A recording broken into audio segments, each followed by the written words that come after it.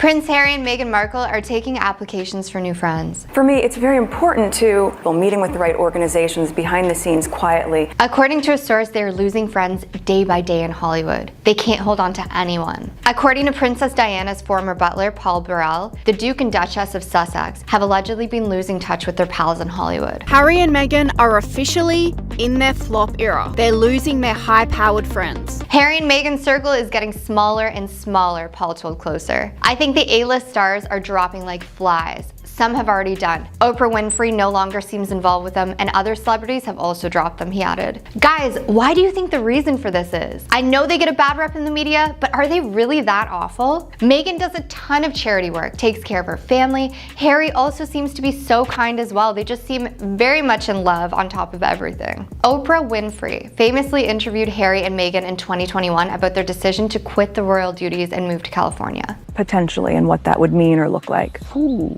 Paul, who worked for Harry's mother until she passed away, noted that Hollywood used to want to be associated with the couple, but things have changed. Back in the day, the A-listers were riding on the moment. Harry and Meghan were the most popular couple in the country at one time when they got married, but there's since been a decline. According to Closer, several Hollywood stars have turned down recent invites from the pair, including George Clooney and his wife, Katy Perry and Orlando Bloom. The Clooneys attended their royal wedding at St. George Chapel in Windsor in May 2018. The publication also claimed that there were rumors recently that David and Victoria Beckham were shunned by Meghan and Harry. David and Victoria Beckham has claimed that Meghan Markle was irritated. Paul said Americans love the royal family and are realizing that Meghan and Harry are a sideshow, not the main event. The Post has reached out to the couple's reps for comment. As a former actress, Meghan Markle has been friends with many Hollywood stars such as Priyanka Chopra, Serena Williams, her former Suits co-stars Abigail Spencer and Patrick J. Adams. Wow, you're pretty. Good. You've hit on me. Priyanka apparently was very upset that Meghan and Harry did not make it to her wedding. She and Harry are also pals with the Clooneys, Oprah Winfrey, Ellen DeGeneres, Elton John, Idris Elba. So why, guys, now all of a sudden are these people apparently shunning them? Is it really their fault? Harry is apparently looking for a home in the UK since his friends won't visit him because of their rifts with Meghan Markle. Royal commentator and expert Tom Quinn told the Mirror on June 9th that Harry's pals from his native country don't get along with his wife. Harry is determined to find his own permanent home in the UK, Tom Quinn claimed. Furthermore, Harry may be considering mending fences with his estranged family, including his dad, King Charles, and his brother, Prince William, as he looks for a UK home. You've only got one family, and this means he suddenly realized that, Grant Herald said. Harry does not speak to his relatives in the UK, though he did briefly visit his father after the monarch announced his cancer diagnosis. Harry's sister-in-law, Kate Middleton, is also battling cancer. It's definitely a good thing to make amends with family while you can. Life is short. Hug the people close to you, let them know you care, forgive quickly, and don't argue if you don't have to. Unless, of course, your name is Priyanka Chopra and Harry and Meghan missed your wedding. That is unacceptable. Meghan Markle's fall from grace. Yes, Duchess or reality TV show, game show, briefcase girl, whatever the f she's. It looks like Meghan Markle and Prince Harry are about to face another major blow. So back in December of 2022, the Netflix docuseries Harry and Meghan gained a lot of attention worldwide. However, YouTuber Shalyn Lester was unaware of her involvement in the series until friends actually started telling her that she was featured in the 5th episode. But you know what? That's where we differ. Because they did decide to include me in their new Netflix documentary. Their Netflix documentary that has a seemingly unlimited number of episodes. And Shalyn Lester was completely surprised and she was confused by her inclusion in the series. So if you're a Netflix subscriber, go ahead and watch episode 5 of Prince Harry and Meghan Markle's Festival of Bullshit and fast forward to about the 29-minute mark. And she wasn't contacted at all, so she was wondering why did they put me in there? She wasn't even given an opportunity to provide her perspective on things, so of course, she's just completely shocked at this moment. First, I want to say that no one from Netflix, Bot Sentinel, Harry, or Meghan ever reached out to me for comment, ever reached out to me or to YouTube for permission, per my managers. And, you know, why would they reach out to people who can speak and argue for a living to get a comment? That's not how I'd play it. And after watching the segment herself, she was just in disbelief that it actually insinuated that she was involved in a coordinated online smear campaign against Meghan Markle and Prince Harry. So immediately she reached out to her mom and then contacted her lawyers, and she expected that her appearance in the series was going to be related to people expressing negative opinions about the couple online. After private correspondences with their family are leaked, the couple make a crucial decision, and ensuing online campaigns turn chilling. As she does on her opinion-based YouTube channel. This is pretty common. People express negative opinions about people all the time. However, she claims that the docuseries made false and defamatory allegations against her, which ended up impacting her content creation business. Misinformation is a global humanitarian crisis. Let's just start there. Misinformation is a global humanitarian crisis. And she had this to say in a video that she made about this. It's defamation, it's slander, it's mischaracterization, and you know what else it is? Misinformation. And then she also added this. And believe me when I say, I'm pursuing every opportunity to nail their bleep to the wall for this. During the Harry and Meghan docu-series, an interview with Bot Sentinel CEO Christopher Bouzy was featured discussing their findings that 70% of online hate against Meghan Markle could be traced back to a small number of Twitter accounts. So now we have the picture of all of these nasty tweets about Meghan. All these nasty, you're a nasty fake bitch, you're not with him, you're fake nasty, whatever, like crazy. While the identities of the women involved were not revealed, Shallon Lester was shown among the 3 women presented on screen. And Shallon Lester, who's a journalist herself turned YouTuber, known for her commentary on dating and celebrity topics and things like that, compared the situation to someone seeing their face flash across the screen in a documentary about Jeffrey Epstein. That's how bad it was for her. All women, all white. I mean, I think one chick is maybe Latin. I don't know. Shallon Lester strongly denied any involvement in any type of online smear campaign against Meghan Markle and Harry, and she just completely was just mystified by the lack of evidence or proof that was provided in the documentary. So again, hold up, we're not the typical trolls. Okay, we've established that we're not trolls because we have an audience. She also pointed out that there was no traceable footprint of her involvement at all because, for one, her Twitter account is private and she has not tweeted in years. So then, following the documentary, Shallon Lester, she claimed to have experienced personal attacks in her Instagram DMs and YouTube comments from fans of Meghan and Harry.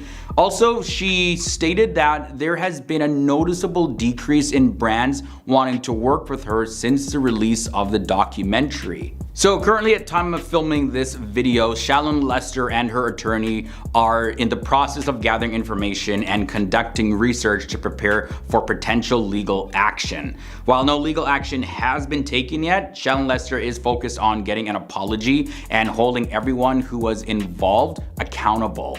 And she did mention too that financial compensation would also be appreciated. So it's a strong chance that Harry and Meghan will be sued over this. Samantha is suing Meghan for defamation based on demonstrably false and malicious statements made to a worldwide audience. My half-sister, who I hadn't seen for over a decade, and that was only for a day and a half, suddenly it felt like she was everywhere. Meghan Markle is getting sued by her half-sister Samantha Markle, and this is all based on Meghan trying to destroy her image and lie about her. I don't know your middle name. I don't know your birthday. You're telling these people that you raised me and you've coined me Princess Pushy? That's right, Meghan Markle is once again set to engage in a legal dispute with her half-sister, Samantha Markle, who recently disclosed her intention to sue Meghan for libel. And libel is the publication of false statements that damage someone's reputation. So it's like defamation, slander. And although Meghan's legal team has argued that the case lacks substance and requested that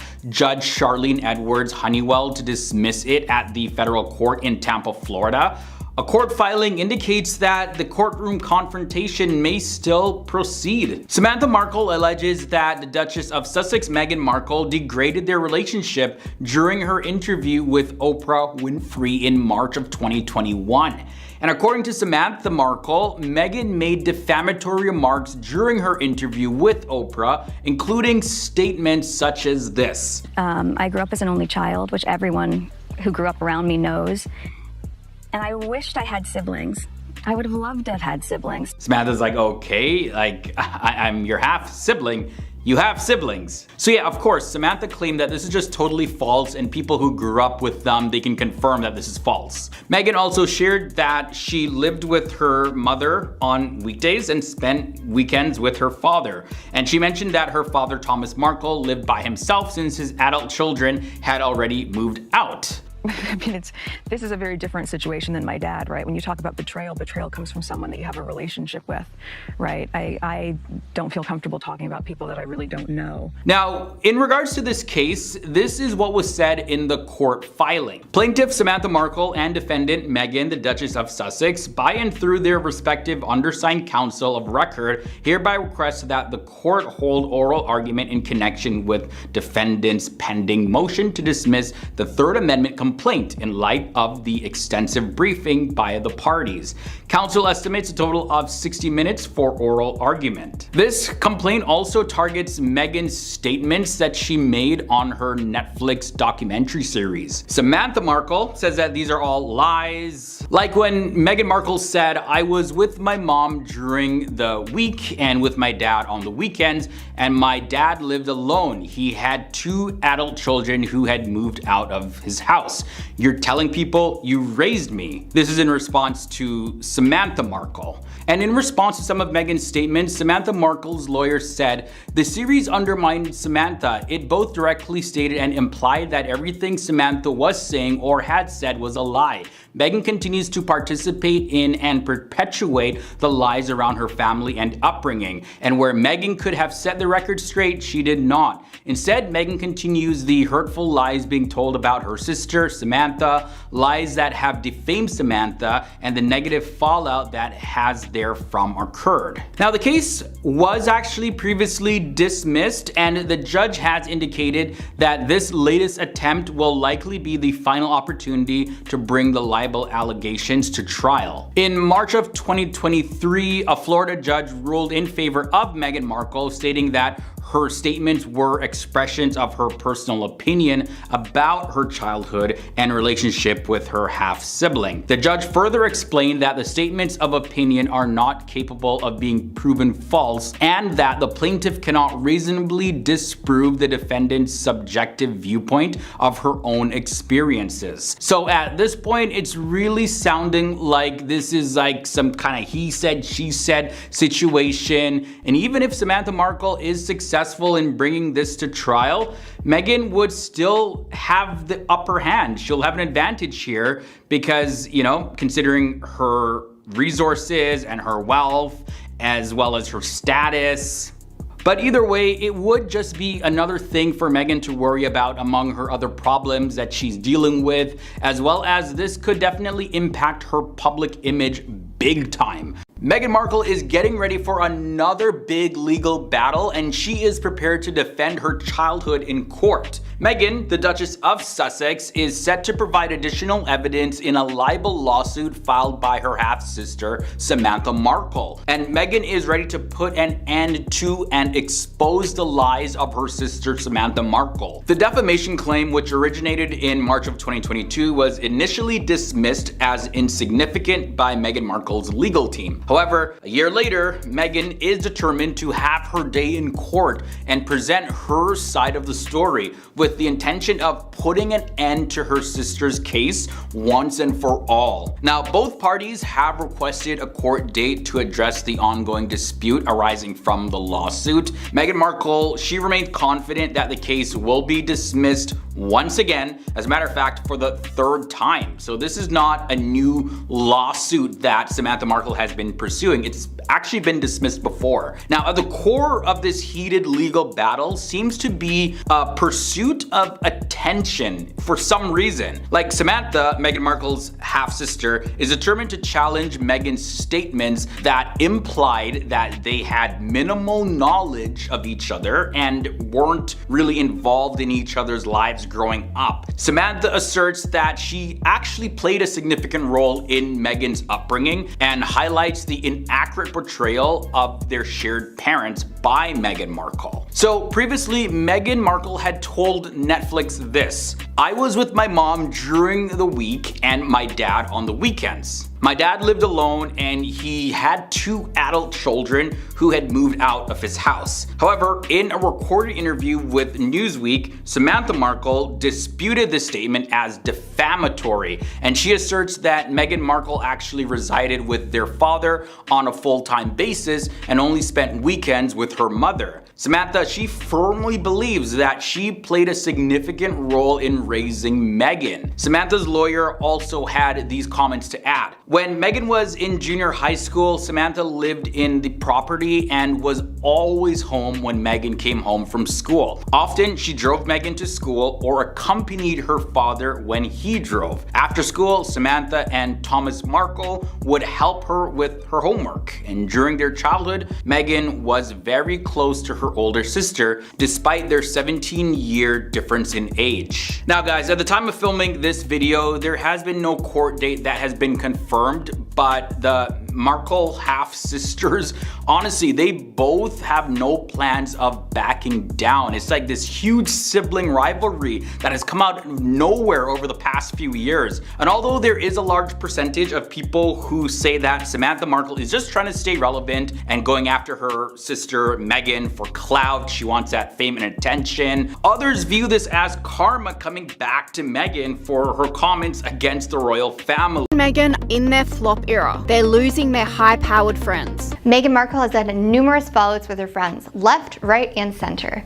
She used to be a serious social butterfly, but apparently what comes with that is a whole lot of drama. The people close to Meghan still have wonderful things to say about her, but there are a lot of friendships she lost due to circumstances like arguments or outgrowing people. I'm going to be taking you through some of Meghan's old friendships that didn't really work out for her. Everything is temporary. Meghan had a super close relationship with her Suits co-stars, and that's probably what intrigues fans the most due to how close-knit they were before Meghan went on to the royal life. People couldn't help but wonder if she's still in contact with Sarah Rafferty, Gina Torres, Gabriel Matt, Rick Hoffman, and her on-screen husband, Patrick J. Adams, especially since they all turned up to the royal wedding. Unfortunately, they're no longer as close as they used to be. There wasn't exactly a falling out with this group, but apparently none of them talk at all anymore, even though they were besties in the past. Meghan Markle fans probably know that Jessica Mulroney was one of her original best friends. One of my closest girlfriends is here, Jessica Mulroney. Their friendship started back in Meghan's Suits days when she moved to Toronto. Meghan really looks up to Jessica, royal reporter Katie Nicholl told Cosmopolitan. Their bond seemed rock solid for years, with Mulroney's kids even having roles in Meghan and Prince Harry's wedding. But things took a turn in 2020 when Jessica was involved in a rift with influencer Sasha Exeter. In a lengthy Instagram video, Sasha claimed that Jessica tried to frighten her for her generic call to action about the BLM movement, which the stylist perceived as a personal attack. She is very well aware because of the color of her skin. In response, Jessica apologized and attempted to defend her understanding of ill feelings towards certain skin colors by seemingly referencing her close friendship with Meghan. As I told you privately, I've lived a very public and personal experience with my closest friend where skin color was front and center, she wrote in a since deleted comment. After this issue exploded, Jessica's professional life took a hit with the loss of her show on CTV and ties severed by ABC. Similarly, her friendship with Meghan suffered irreparable damage. Meghan could not get over that Jessica brought up her relationship with Meghan when she commented about her closest friend in the discourse with Sasha, a source told US Weekly. That was hugely offensive to Meghan and the deciding factor for her. Meghan considers the relationship to be done. The only wrong thing to say is to say nothing. Priyanka Chopra and Meghan Markle were once the very definition of friendship goals. The pair met in January 2016 when they both attended an event a few months before Meghan even met her Prince Charming Harry. Their friendship hit off instantly, with Meghan telling the press of Trust India, "When you meet someone and you just click, it was just an easy, natural progression. We've managed to keep in touch via email and text, and we try to see each other whenever we're both in the same town." Priyanka even got an invite to Meghan's wedding. However, when it was Priyanka's turn to tie the knot with Nick Jonas in 2018, Meghan, who was pregnant with Archie at the time, couldn't make it to India for the festivities. According to insiders, this was what soured their friendship. Priyanka was crushed, a source told Page Six. Their friendship is over unless Meghan apologizes. She feels Meghan didn't respect her and didn't respect their friendship. The next friendship breakups, they're pretty crazy. It's no secret that Meghan Markle and Prince Harry are famously selective about the people they surround themselves with. thanks in part to the media scrutiny they're often subjected to. When someone threatens their privacy, they don't hesitate to cut ties with those people, and that's reportedly why they had a falling out with David and Victoria Beckham, who were booted out of the royal couple's inner circle as they apparently leaked stories of the two to the press. Millie McIntosh is another one of Meghan Markle's ex-friends who claimed that Markle gave her the cold shoulder after Prince Harry came into the picture. She said, "I definitely would say we were not best friends when she was in town, but she would let me know and we would sometimes hang out." Meghan started dating royalty and their friendship abruptly ended. According to Millie, she reached out to Meghan during the media storm to check in on her, only to receive a message that was effectively a friendship breakup text. "Meghan just sent me this really abrupt message that was really unlike any of our communication before, but I did expect that we would stay in touch." Spoiler alert, they didn't. McIntosh said she was ghosted. Meanwhile, according to a source, it was Prince Harry himself who advised his then girlfriend to cut McIntosh loose, tagging her as a bit of a gossip. I've never seen anything that makes me think he's particularly predatory. Meghan Markle, on the other hand. Since Meghan and Harry released their documentary on Netflix, a lot of people have been switching sides and claiming that they have always hated Meghan Markle. Here are some of the biggest reasons why people do not like Meghan Markle. First up, Meghan Markle plays the victim. Well, guess what? It's Meghan Markle playing the victim. Even though Meghan Markle has become very wealthy, famous, and socially prominent because of her marriage to Prince Harry, she often talks about herself in podcasts and in interviews as if she's been treated unfairly, and she plays the victim card quite often. While I imagine that was really hard, and I do, I can't, and if a member of his family will comfortably say we've all had to deal with things that are rude and racist are not the same. So some people find this very confusing because she has a lot of resources that many people just don't have at all. Like in her media appearances, Meghan Markle, she tries to show herself as a strong and self-made person. Wow, you're pretty. Good. You've hit on me. We can get it out of the way that I'm not interested. No, I'm sorry, I wasn't hitting on you. Trust me. But most of her fame came from her marriage to Prince Harry.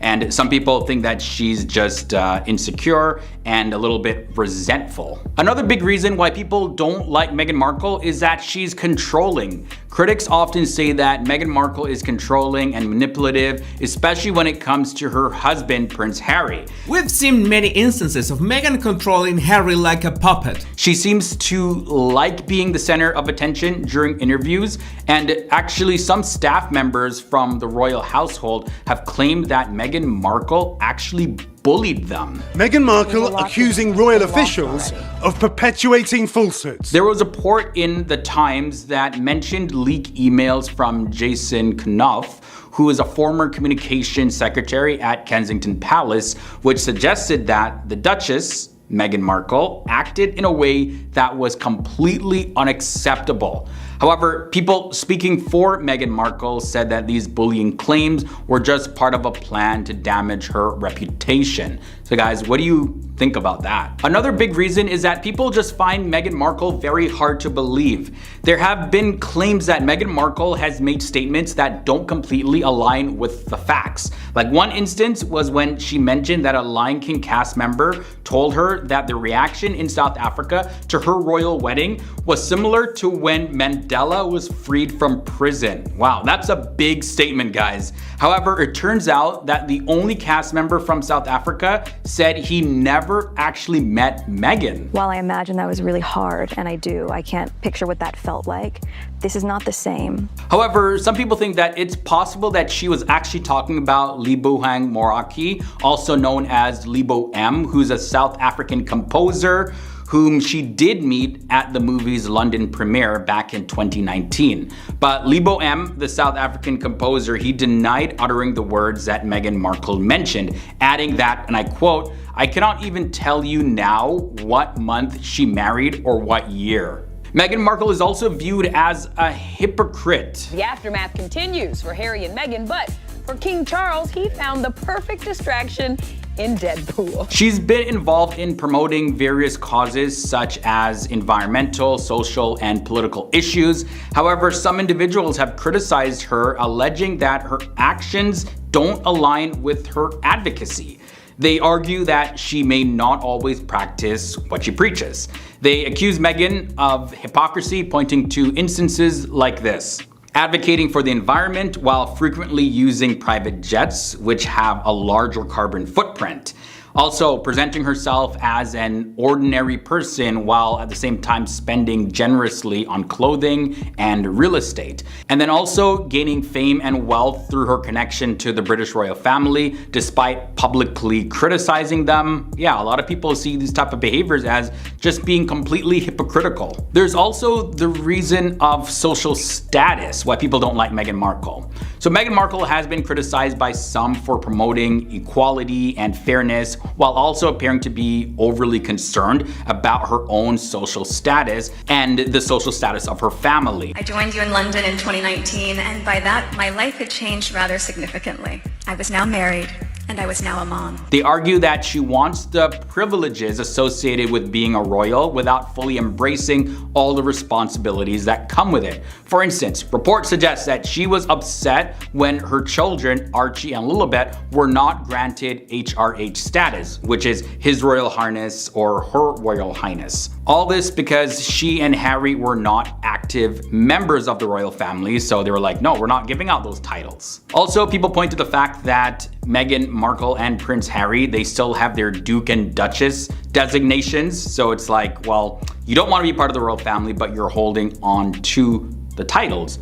Why? Prince Harry has changed a lot after marrying Meghan Markle, and one author says that Meghan has squashed everything out of him. Royal author Angela Levin shared her reflections on how Prince Harry has changed since his marriage to Meghan Markle. Having spent considerable personal time with Prince Harry and detailed her experiences in the book titled Harry: Conversations with the Prince, Angela Levin noted that he no longer resembles a man that she once knew. Like everyone though, we all change over time for better or for worse. And when it comes to Harry, like in his case, it's almost like he has just become a complete empty shell. And this is what Angela Levin had to say about her relationship with Harry. It's been very sad for me because I spent 15 months with him. I got to know him very well. I adored him. I thought he was terrific. He had so many good qualities and was very good with people. According to Angela Levin, she sees Prince Harry completely differently today, stating that Meghan Markle has had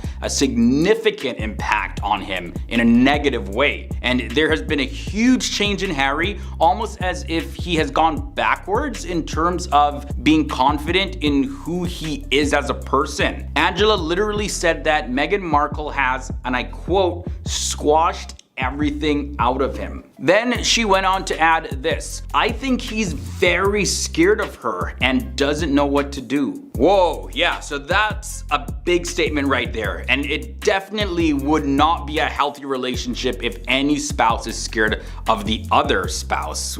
Wow. So how exactly did Meghan affect Harry in this way, and what really caused the change? Angela Levin, she mentioned that during their first date, Meghan wore Princess Diana's favorite perfume, which deeply affected Harry, reminding him of his late mother. And she had this to say about the specific incident. The first time they met, she had Diana's perfume on. Of course, Harry was just overwhelmed by that because he was a boy that loved cuddling up to his mother. So could this have been a trigger of memories, and could it have put Harry in a vulnerable mental state? Well, that seems to be very likely. Even in his memoir, Prince Harry vividly described his first encounter with Meghan Markle, and he recalled her wearing a simple yet elegant outfit, a black sweater, jeans, and heels. And he had seen her in glamorous fashion shoots and on TV before, but seeing her in person without all of the glitz and filters and all that stuff made her even more stunning and beautiful to him. And then Prince Harry also admitted that he was taken aback by her beauty, saying that it felt like a heart attack of beauty. And he found it very difficult to process the overwhelming emotions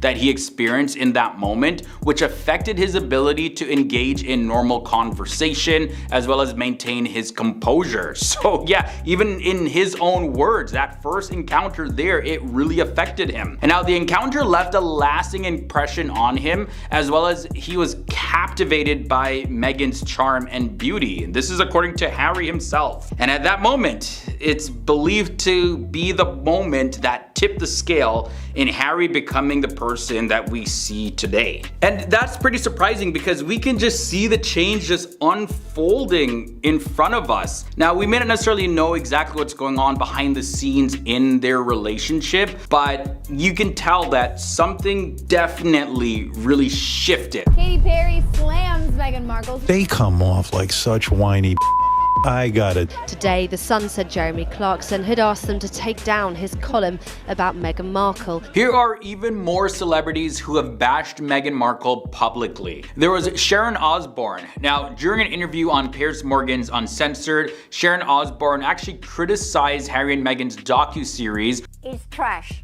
But there's nothing about themselves, you know. For what she perceived as excessive whining. And one of the things that she pointed out was Meghan Markle's comments about the lunch with the Queen. And she said that it was like a medieval times experience, which is sort of putting like a Disney type juvenile experience on the whole thing. And it just is not an accurate depiction of what a lunch with the Queen would actually be like. Osbourne expressed her view further, stating this: you know what? You have a great life. You have a beautiful family and you are so much in love. Move on, get a life and move on. There was also Jeremy Clarkson, and he's the former host of Top Gear, and he faced a lot of backlash after making some pretty controversial remarks about Meghan Markle in his column for The Sun. Now, in particular, he received criticism for expressing a wish that Meghan Markle be treated similar to Cersei Lannister in the Game of Thrones when she did her walk of shame. If you guys seen Game of Thrones and you remember that scene, yeah, you can see why it caused so much controversy for Jeremy Clarkson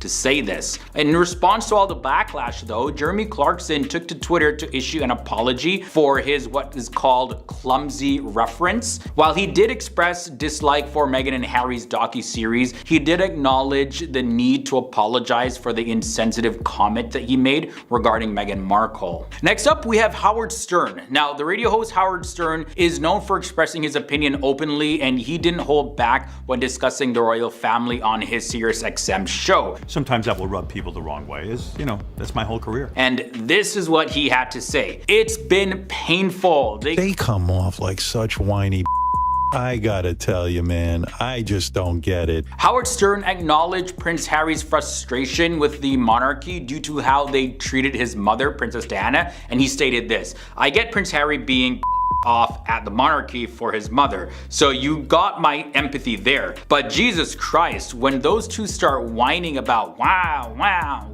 and they don't like me, and Meghan wants to be beloved in this country, but man, oh man. Megyn Kelly also bashed Meghan Markle publicly, and she's an American journalist and podcast host of the Megyn Kelly Show. She's definitely no stranger for expressing her criticism of Meghan Markle. Like to Oprah, and on Spotify, and in New York Magazine, and in a memoir, and, well, you get the point.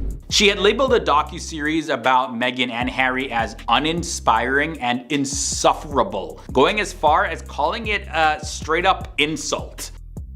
Aw, so sweet. Continuing her support for Prince Harry though, Megyn Kelly suggests that he requires genuine therapy to address his past mental traumas, rather than going to his annoyingly woke wife, Meghan, and this is according to Megyn Kelly. The series also makes clear the roots of Harry's newfound annoying wokeness. Yes, it's his wife's influence for sure. Her comments did add some fuel to the ongoing feud surrounding Meghan Markle and her relationship with the British royal family. Then there was Katy Perry. Now this one is a little bit of a different tone, but back in 2018, shortly after Meghan's wedding to Prince Harry at St. George's Chapel in Windsor Castle, Katy Perry, she shared her thoughts on the Givenchy wedding gown that Meghan wore. And about Meghan's dress, this is what Katy Perry had to say. It got her in some really hot water with Meghan. She said, I would have done one more fitting.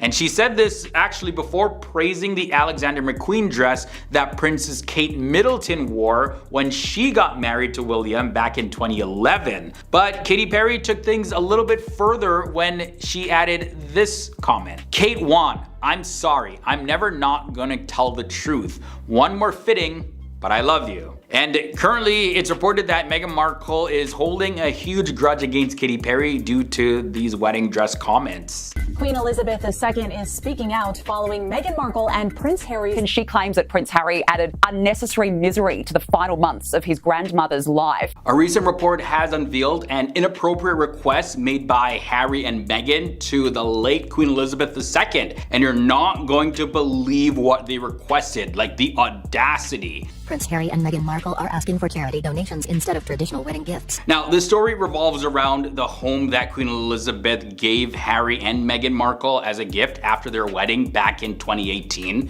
Now, the Queen herself found their request to be straight up inappropriate and firmly turned it down. Apparently not stopping the Queen from giving them a present of epic proportions, an entire house. But to understand the disrespectful nature of their request, we have to rewind a little bit and take a look at some things. Throughout history, there have been individuals that were really influential, and their actions and words shaped the world as we know it today. And they crafted their own narratives during their lifetimes, aiming to leave a lasting impact. And Queen Elizabeth II was one of these figures. Elizabeth Lee, Westminster. The Queen is crowned, symbol of hope. Queen Elizabeth, another extraordinary chapter has been written. Queen Elizabeth II, the longest reigning monarch in British history. However, when such a prominent figure passes away, others take on the role of shaping their legacy through the stories and accounts that they share. Queen Elizabeth II has died at 96 years old. These stories can be used to reinforce certain viewpoints or perspectives about the person who passed away. And as time goes on, various stories are brought to light about the late Queen Elizabeth II. This one being one of those stories that recently resurfaced, and it concerns her relationship with her grandson, Prince Harry, and his wife, Meghan Markle. Harry wrote about how his grandmother tried to understand his decision to leave as a working royal. What sort of a relationship did Harry have with the late monarch? So Queen Elizabeth was known for her generosity, right? And it's reported by the Mirror publication that the couple, Harry and Meghan, initially asked if they could live within the Windsor Castle itself and inquired about the possibility of having their living quarters provided for them after their marriage. Now, the Queen was shocked by this request. Worried about the future of the firm and its survival. It was fascinating to know what she really felt about Megxit, about Harry leaving, to learn just how much that disappointed her. And she completely shut it down.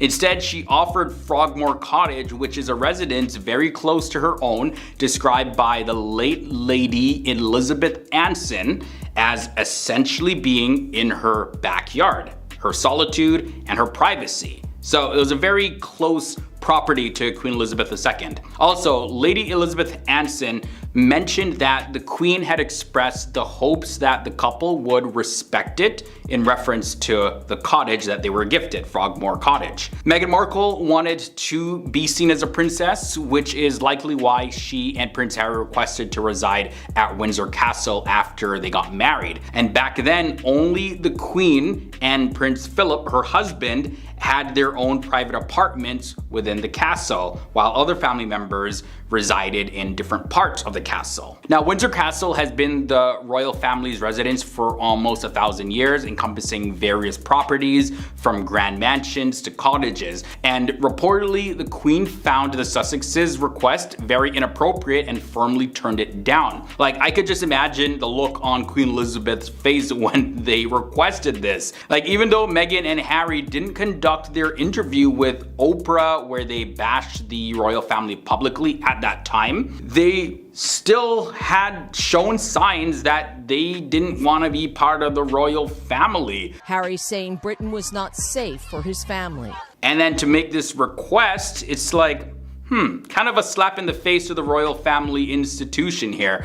We just want to, milk it for all it's worth. We want to live in Windsor Castle with Queen Elizabeth. But hey, Queen Elizabeth is generous, so they were gifted Frogmore Cottage. And some might wonder about the timing of this story resurfacing and the intention behind highlighting a quote attributed to Queen Elizabeth, especially considering the recent events involving the couple being asked to vacate Frogmore Cottage by her son King Charles. However, the primary concern here is to protect the reputation of Frogmore Cottage, and the royals feel like the property shouldn't be tarnished by the type of scandals and controversies that Meghan and Harry's actions have generated. So it's like, vacate, please, go. You don't even want to be part of the royal family anyway, so go. And this is likely why the royal family will ensure that the next occupant of the cottage upholds its dignity and avoids controversy. Meghan Markle's father, Thomas, cannot stop going to the media to talk about his daughter's business. It sucks when you feel you can't trust your family. Meghan and her dad have been out of contact for over 6 years. I'm gonna walk you through some of the stuff her dad has shared with the media. Let's dive in. Meghan and her father have had a massive argument before Meghan's wedding to Prince Harry. Thomas was caught staging paparazzi photos before the big day, leaving Meghan devastated. I want her to reach out to me. Thomas sat down once again with the media to discuss his daughter, and he said he doesn't think he's going to hear from her at all. Speaking to the Daily Mail, he is now begging his daughter to end their feud. Thomas has never met his grandchildren, as they were both born after his fallout with Meghan. This is a cruel thing to do to a grandparent. This is such a tough situation for Meghan, and I truly feel for her. It's hard when you feel like you can't trust someone who's supposed to take care of you. Even spilling tea in this interview could be considered uncomfortable for Meghan and Harry. So, what was said? Let's get into it.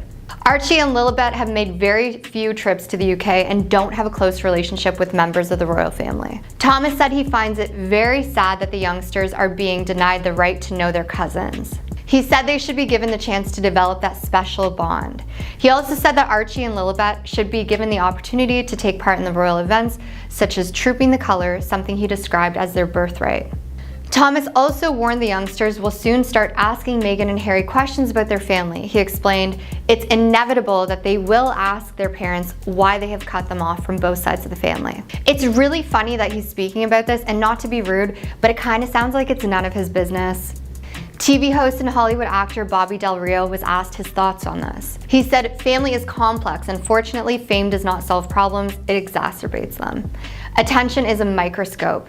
And when family dynamics aren't right, the media will shine a light on it. Hard to know exactly what's happening in the Markle family, but I believe family issues should always remain private. I agree with Bobby. And Thomas probably isn't making himself look any better to Meghan by doing this interview, let's be real. Thomas said he feels as though he is in the same boat as King Charles, who is also estranged from the couple. And I think the king would like to see his grandkids as well. Meghan's father expressed his deep empathy for the monarch, and he said he would love to speak to him. Thomas suggested Charles might have the same unanswered questions he does, and said neither of them deserves the treatment we've received. The former film producer pointed out that the king is currently undergoing cancer treatment, which would be the perfect opportunity for a reunion. In the interview, Thomas also admitted he didn't expect to make it to 80 years old, as he confessed Markle men never do.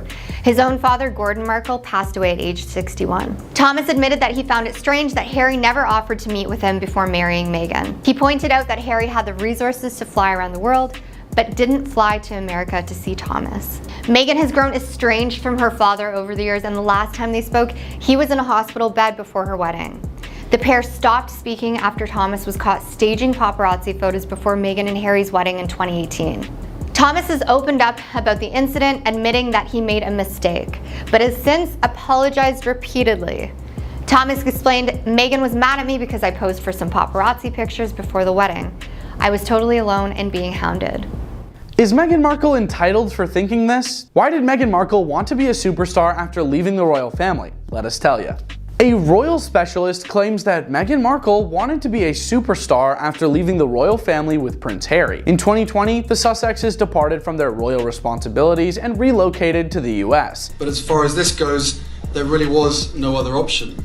Despite the couple's claims to have desired seclusion, a specialist thinks the former Suits star was really hoping for greater attention. Meghan, according to a royal analyst, was far more receptive to a life in the spotlight than Princess Beatrice and Eugenie, who have chosen to lead quiet lives. it's hard.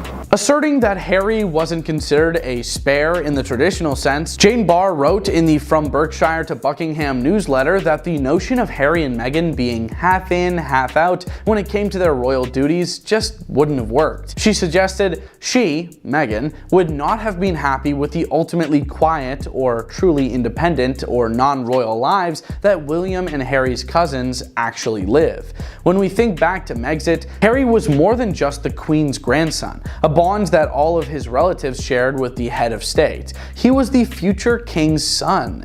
William and Harry were from birth preeminent royals, while their cousins, although celebrated surely, began as secondary royals and only continued to fade as the years went by. Harry seems so bitter about being the spare, but he has always been quite senior to his cousins and treated accordingly. She continued by saying that Harry and Meghan's circumstances were unique from others', asserting that Beatrice and Eugenie, for example, had ordinary occupations and are not involved in ostentatious, high-profile relationships. Meghan wanted to take her HRH and her title and be a superstar in her own sphere on the international stage, Barr stated, adding that this would be wholly separate from the control of the crown. Meghan and Harry are both engaged in projects as part of their substantial Netflix contract at the moment. Meghan is filming a cookery and lifestyle show, and Harry is making a documentary about polo, his favorite sport. Filming for Meghan's show is rumored to have started in Montecito, and in recent months, the Duke has been seen attending polo matches where cameras have been present. Prince Harry left nearly all he has ever known behind when he quit his royal duties and relocated across the Atlantic. Harry had grown up in the royal family and had never seen life outside of the rigid structures of the monarchy, even with his elevated status within it. Harry had even more rigorous standards when he entered another hierarchical organization after his highly acclaimed career in the armed forces. Since leaving his formal post, the Duke has continued to attend family gatherings. According to a royal specialist, during one significant ceremony, he suffered 19 minutes of pain as it became apparent that his place in the family had changed permanently. The National Service of Thanksgiving, a component of the late Queen's Platinum Jubilee celebrations in 2022, was the event in question.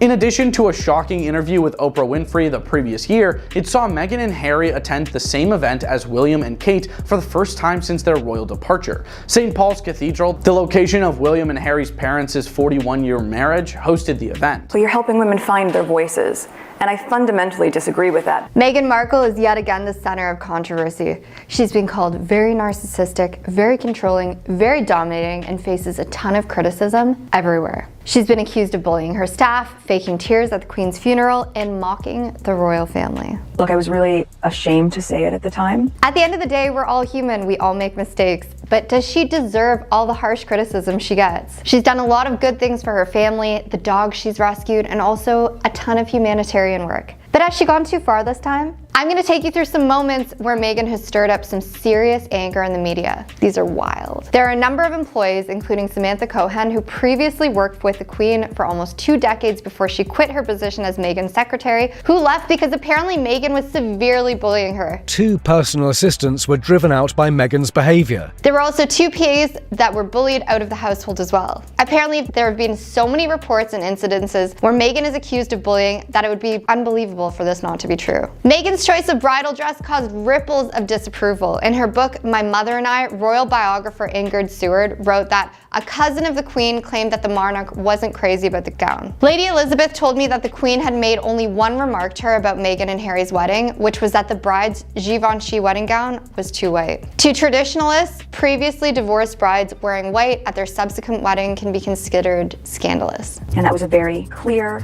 and real and frightening constant thought. More contemporary critics were also disappointed over the gown, a silk number with flowers of Commonwealth nations adorning the 15-foot veil. Designer Catherine Polk noted, for a modern-day woman, I think everyone was expecting something a little more daring, so it was a bit of an anticlimax. By February 2020, it became official that Harry and Meghan would no longer be working members of the royal family and that they would live in the US. Prince Harry and Meghan Markle no longer working members of the royal family. Meghan majorly got the blame of this. Piers Morgan, who can sometimes be a little bit of a jerk, said people said, I'm too critical of Meghan Markle, but she ditched her family, ditched her dad, ditched most of her old friends, split Harry from William, and has now split him from the royal family. I rest my case. These next points are pretty shocking. You guys remember the infamous Oprah interview, right? Well, Meghan received a lot of intense anger for this. Richard Fitzwilliams, who is a royal insider, blasted Harry and Meghan, adding that the interview's timing when the Queen's husband was sick didn't help matters. He was quoted saying this was a destructive attack on the monarchy and was broadcast when Prince Philip was so ill. Royal biographer Lady Antonia Fraser had some harsh words for Meghan as well, saying, "I just wish vainly she'd shut up." Viewers of the funeral of Queen Elizabeth II in September 2022 saw a very somber Meghan Markle during the ceremonies. However, a few camera images caught what appeared to be a smirk on her face at one point, causing hardcore monarchists to go ballistic online. One staunch royal fan posted, "The smirk? She couldn't care less. Even holding hands walking out, no class. Even now disrespecting Queen Elizabeth, traditions and protocol. Just there for the big historic shots and to testify her right of peddling her title, her right to exist."